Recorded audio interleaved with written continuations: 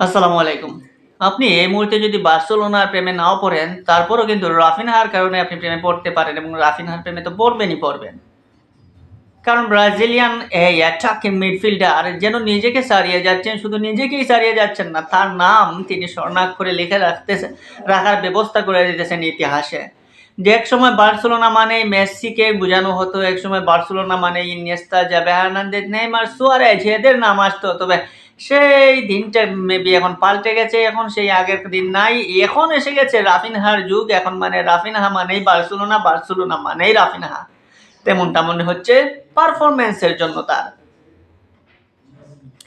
UEFA champions লিগের গুরুত্বপূর্ণ ম্যাচে যখন বেনফিকার সাথে মুখোমুখি হয়েছে বার্সা, তখন হয়তো অনেকেই ভেবেছেন যে বেনফিকার সাথে তো লাস্ট দেখায় বার্সেলোনা ড্র করেছে, জিততে তো পারে নাই। আজকে তো শুরুতে যদি আপনি দেখেন ফার্স্ট হাফ 63-64 মিনিট পর্যন্ত সেখানে বার্সাকে আপনি পরাজিত দলের কাতারেই রাখতে পারেন। হয়তো আশা করতে পারেন যে লাস্ট পর্যন্ত যদি ড্র হয়ে যায়, কিন্তু না, সেখানে তো তাদের উদ্ধারকারী একজন আছেন, আর তিনি হচ্ছেন রাফিনহা।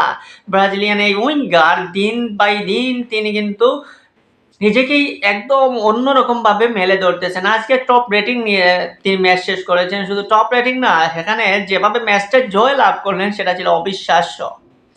যেখানে বার্সেলোনা একদম পিছিয়ে হারার দ্বার প্রান্তে, ঠিক তখন লাস্ট পর্যন্ত 90 মিনিট পরেই রাফিনহা দেখালেন তার বেলকি, গোল দিয়ে ফিরালেন সবতাই এবং লেওনাদেস্কি রাফিনহার পর এবং জুরাগুলের পর যখন গার্সিয়া বদলি হিসাবে মাঠে নামলেন, গার্সিয়া লাস্ট পর্যন্ত 5-4 গোলের জয়টা নিশ্চিত করলেন। এই গার্সিয়া বার্সেলোনার শুরুর একাদশে ছিলেন না, তবে লাস্ট পর্যন্ত 90 মিনিটের কাছাকাছি সময় তিনি মাঠে নামেন। 16 মিনিটের মতো প্রায় তিনি মাঠে খেলেন এবং 16 মিনিটে তার গোলটা দিয়ে বার্সাকে জয়ের দ্বার প্রান্তে নিয়ে যান। তবে সেই বার্সাকে জয়ের দ্বার প্রান্তে নিয়ে যাওয়ার মূল কারিগর বলাই যায় রাফিনহা।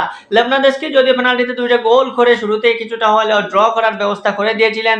বেনফিকা কিভাবে খেলেছে সেটা তো আপনারা দেখাইছেন ফার্স্ট হাফে, কিন্তু সেকেন্ড হাফে বেনফিকা আর পাত্তাই পায় নাই। বার্সা যেন সেই অদম্য বার্সা, মেসি সুয়ারেজের সময়কার বার্সা হয়ে একদম একদম গুড়িয়ে দেয় বেনফিকাকে। একদম বলা যায় যে একতরফা একটা খেলা খেলেছে লাস্টের দিকে। 64 মিনিট পর তাদের কাছে আর কেউ দাঁড়াতেই পারে নাই, বেনফিকা দাঁড়াতেই পারে নাই। 75% বল দখল করেছেন। এমনকি বার্সেলোনার খেলার স্টাইল যদি আপনি দেখেন তাহলে বুঝতেই পারবেন যে এই বার্সেলোনা কতটা অ্যাটাকিং। উয়েফা চ্যাম্পিয়ন্স লিগে এই মুহূর্তে রয়েছে তারা পয়েন্ট টেবিলের দ্বিতীয় নাম্বারে।